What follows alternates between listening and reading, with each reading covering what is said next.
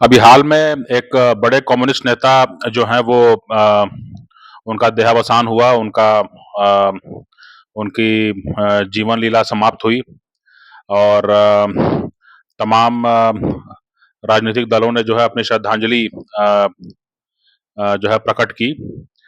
अ, वो जो कम्युनिस्ट नेता थे वो काफ़ी मतलब कम्युनिस्ट विचारधारा और उसके बारे में ज़्यादा प्रचार मैं नहीं करना चाहता हूँ। लेकिन उनके कुछ विचार थे, उन विचारों को लेकर के वो आजीवन रहे और वो ज़ाहिर-सी बात है कि अगर अपने पार्टी में वो इतने ऊँचे स्थान तक पहुँचे और इसके अलावा जो है दूसरी पार्टियों से भी जो है कहीं न कहीं अगर वो संयोजन करने में समन्वय करने में लगे रहे, तो उनका काफ़ी असर होगा अपने संगठन पे, अपने पार्टी पे, अपने संगठन पे। तो अब जब वो नहीं रहे हैं, जब वो गुज़र गए हैं, तो जो है एक बार फिर से जो है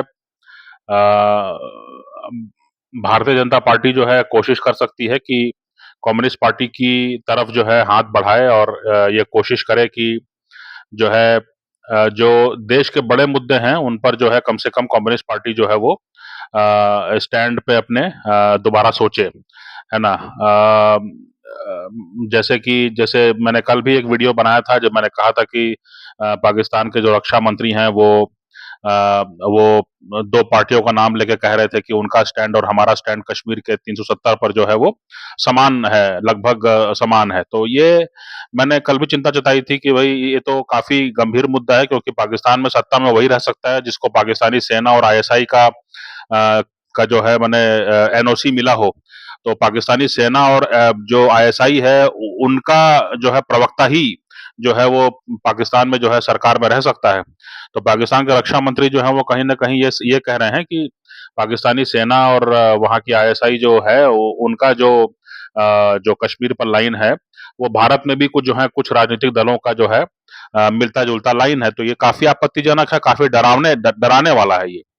तो इसी रूप में जो है मैंने कल भी कहा था कि एक सर्वदलीय बैठक बुलाने की ज़रूरत है जिसमें कि एक समझ बने कि भई जो देश के बड़े मुद्दे हैं, जो ऐतिहासिक मुद्दे हैं, जो कई प्रकार के इस प्रकार के मुद्दे हैं, उन पर आपस में सहमति बने और कोई भी जो है वो पाकिस्तान की लाइन से मिलता-जुलता ना दिखाई पड़े और भारत के हितों को देखते हुए हम अपना स्टैंड जो है उस पर सहमत हो जाएँ सभी लोग, उसके बाद चुनाव लड़ें। चुनाव जो है वो बिजली, पानी और जो नौकरी वाले मुद्दे हैं उन पर लड़ा जाता है तो ठीक है मामला, लेकिन अगर कोई ये दावा कर कर पाता है, कर सकता है कि जो है पाकिस्तानी सेना और पाकिस्तानी आईएसआई, है ना? उससे मिलते-जुलती लाइन के साथ कोई यहाँ पर ज जनता के बीच में जा रहा है, तो ये काफ़ी भयावह है। ये काफ़ी जो है डराने वाली स्थिति है और इस कारण से जो है कहीं न कहीं एक सर्वदलीय बैठक बुला करके चूँकि अभी सत्ता में भाजपा है, तो इसलिए उन्हीं से उम्मीद की जानी चाहिए। अगर सबसे बड़ा संगठन उन्हीं का है, कई सरकारें उन्हीं की हैं, तो उनसे ही उम्मीद की जानी चाहिए कि वही जो है इस तरह की सर्वदलीय बैठक जो है वो बुला सकते हैं और देश के बड़े मुद्दों पर देश के जो काफ़ी एक जो एक म अ, जो मूल जो विषय हैं, जो भारत के जो अस्तित्व से जुड़े मुद्दे हैं, भारत के जो मतलब कुशलता से जुड़े मुद्दे हैं, है ना?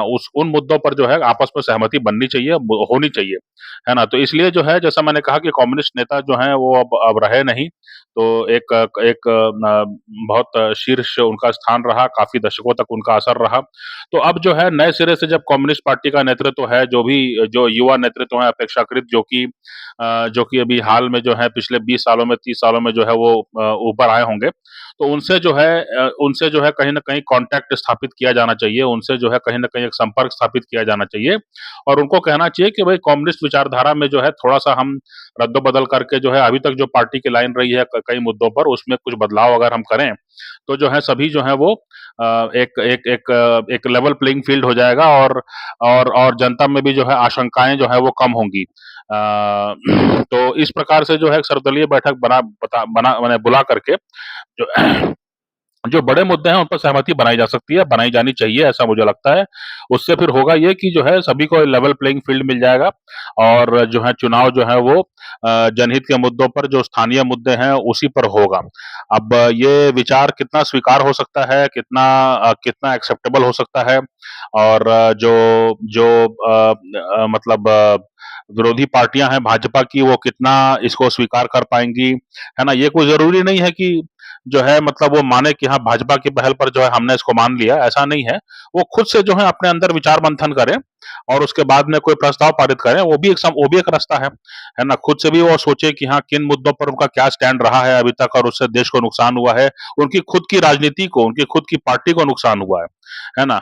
भई अगर आप कहें कि भई अगर अगर कहीं पर कोई एक जनता है, वो वो हिंदी बोल सकती है मान लीजिए, है ना? अब आप कह रहे हैं कि नहीं इनको हम फ्रेंच भाषा सिखाएँगे और फ्रेंच भाषा में ही जो है इनसे हम बात करके और फिर हम इनसे वोट लेंगे। तो आपने अपनी राजनीति को भी मुश्किल कर दिया है। आपने कहीं न कहीं अपनी राजनीति को भी मुश्किल कर दिया है। तो चूँकि आप चाह रहे हैं कि जो जनता है उसको हम पूरी तरह बदल दें और उसके बाद में हम उनसे वार्तालाप करें, तो उसके बाद में जो है हम इनसे जो है जो भी हमारा लेन-देन हो वो शुरू हो।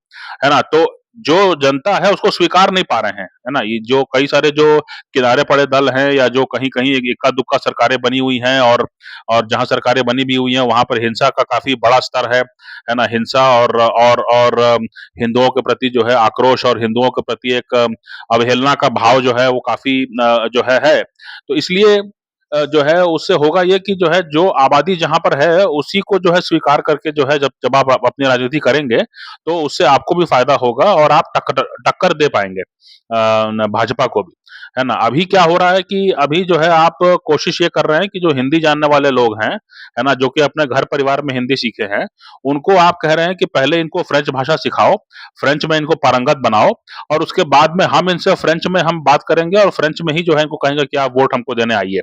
है ना? तो ये बड़ी लंबी प्रक्रिया कर रहे हैं आप और इसमें जो है आपका जीवन निकल जाएगा और जैसे कुछ नेताओं का जीवन निकल भी गया और हासिल तो कुछ हुआ नहीं। इसलिए जो है कहीं न कहीं एक प्रकार से हम लोगों को ये सोचना चाहिए कि जो है माने दोबारा से जो है अपनी नीतियों पर विचार करने में कोई दिक्कत नहीं है ना? और एक मेनस्ट्रीम पार्टी बनने बनने की कोशिश करनी चाहिए, है ना? जो जनहित के मुद्दे हैं, जो जो अलग-अलग समाज के वर्गों से जुड़े मुद्दे हैं, उन पर जो है राजनीति हो सकती है, उन पर जो है बातचीत हो सकती है, उसमें जो है नीतियों में परिवर्तन हो सकता है। लेकिन जो मूल विषय हैं, जो जो भारत से जुड़े मूल विषय हैं, उन पर जो है सहमति बनाए जाने की ज़रूरत है।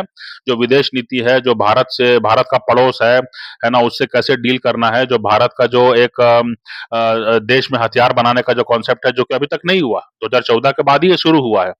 तो 14 के पहले इसके पे कोई ध्यान नहीं था, यही था कि भई बाहर से दलाली नेटवर्क को जो है एक्टिवेट करो, यही मामला चल रहा था, है ना? हर तरह से निर्भर रखो भारत को बाहर, इतने तरह के विमान हैं, उतने तरह का मेंटेनेंस क्रू होगा, उतने तरह का जो है आपका जो है उसको उसके स्पेयर पार्ट्स मेंटेन करने पड़ेंगे। तो मतलब ये कि जो है वायुसेना भी आप खुद की नहीं बना पा रहे हैं और उसके बाद में जो है बाहर से विमान ला रहे हैं और उसके बाद में खर्चा बढ़ा रहे हैं और उसके बाद में जो है मेंटेन करने में ही आपका पूरा पैसा निकल जाएगा, तो रिसर्च एंड डेवलपमेंट की तो बात ही नहीं है। भारत में आज अगर आप देखें सिर्फ वायुसेना का मैं उदाहरण दे रहा हूँ आपको, है ना? सिर्फ वायुसेना को अगर आप देखें, तो भारत में मिग-21 से लेकर के मिग-29 से लेकर के उसके बाद में फ्रेंच जगुआर है, उसके बाद में फ्रेंच मिराज है, उसके बाद में आपका देसी तेजस है, उसके बाद में सुखोई है ना? सुखोई के भी कुछ अलग-अलग वैरायटी है, मान लीजिए एक एक कुछ वैरायटी है जिसमें कुछ बदलाव करके जो है उसको एक भारी भरकम ब्रह्मोस मिसाइल उठाने लायक बनाया गया है।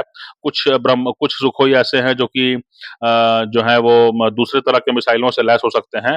तो इतने प्रकार का विमान जो है दुनिया के किसी देश के पास नहीं है और इतने प्रकार का विमान मेंटेन करने में ही उसका स्पेयर हर एक का स्पेयर पार्ट अलग होगा, हर एक का मेंटेनेंस क्रू अलग होगा, इतना खर्चा बढ़ा हुआ है। तो ये कोई ऐसा नहीं है कि मतलब अनजाने में हो गया। ये जानबूझ करके है कि इनको जो है इसी में उलझाए रखो।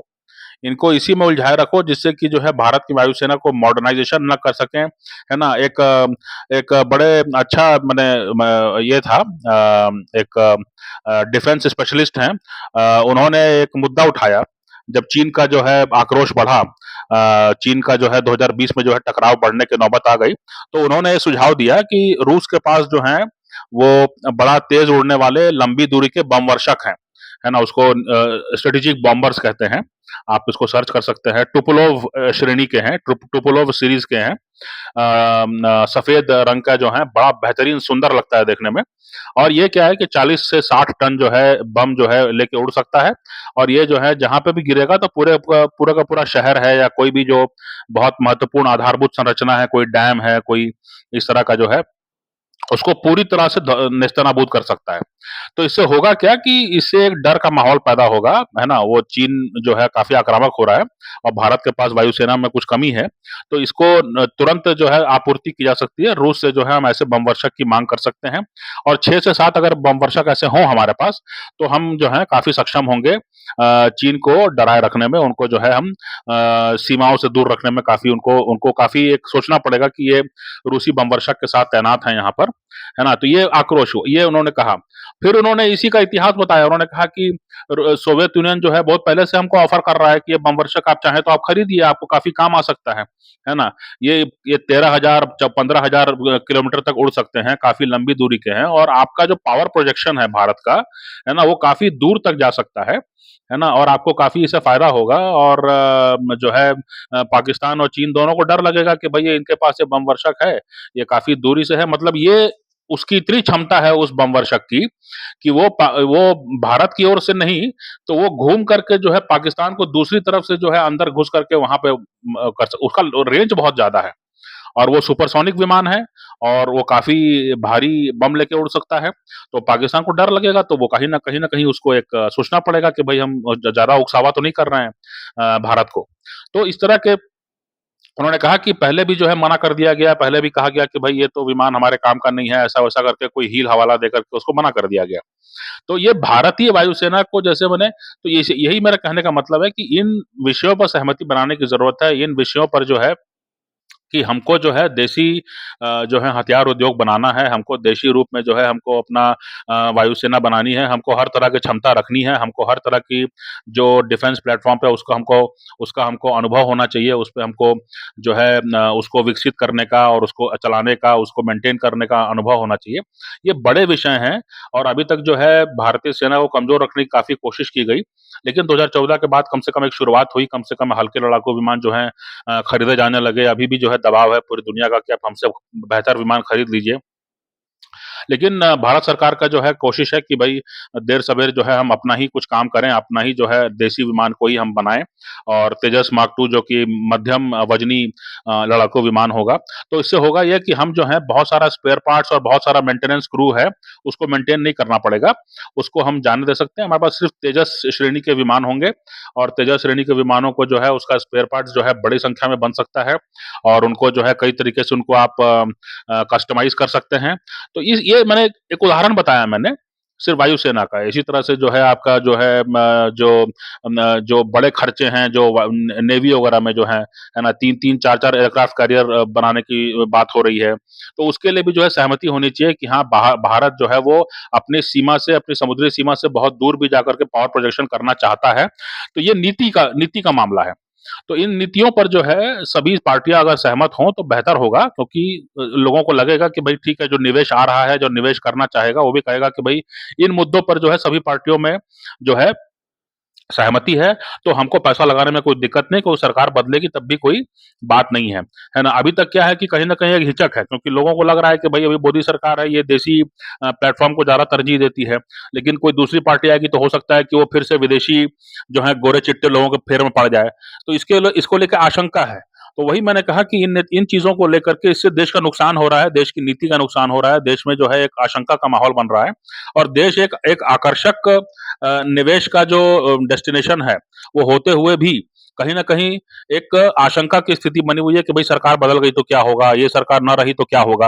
है ना? ये वाली स्थिति है। तो इसीलिए मैंने कहा कि जो पुराने ढंग के लोग हैं, वो जब गुज़र गए हैं, तो जो पार्टी है उनकी, उन तक दोबारा पहुँच बनानी चाहिए, उन तक उन उन उनको दोबारा जो है उन तक जो है एक बार संपर्क बनाना चाहिए कि भई ये बड़े-बड़े मुद्दे हैं, इन पर जो है हम और आप सभी सहमत हो, सहमत दिखें, इसके समर्थन में बयान दें। इससे जो है पूरी दुनिया में मैसेज जाएगा कि यहाँ पैसा लगाना जो है वो फ़ायदे का सौदा है क्योंकि सरकार कोई भी रहे लेकिन इन मुद्दों पर जो है वो सहमति है।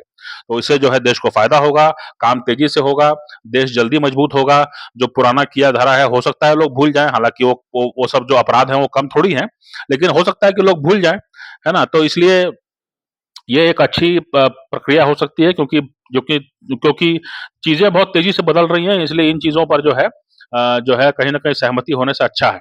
वन नेशन वन इलेक्शन का मामला है, वो भी एक बहुत ज़रूरी काम है क्योंकि हमेशा ही जो है इलेक्शन मोड में रह करके हमेशा ही एक एक तू-तू मैं-मैं की स्थिति और ये कहना की स्थिति कि समाज को हम कितना ज़्यादा बाँट दें और बाँट करके हम उनका उपयोग करें अपने कि हाँ, ये धड़ा जो है वो मेरा है और ये धड़ा को हम अपना नहीं बना पाए, है ना? ये जो प्रक्रिया है समाज को बाँटने का जो चुनाव के चक्कर में, है ना? वो भी उस पर भी कहीं न कहीं सहमति बनानी चाहिए। वन नेशन वन इलेक्शन के लिए लोगों को तैयार होना चाहिए, है ना? तो ये बड़े मुद्दे हैं, इन पर सहमति बनाई जानी चाहिए, इन पर जो है भाजपा को ही पहल करनी होगी, लेकिन बाकी दलों को भी इससे फ़ायदा होगा ऐसा समझ में आता है।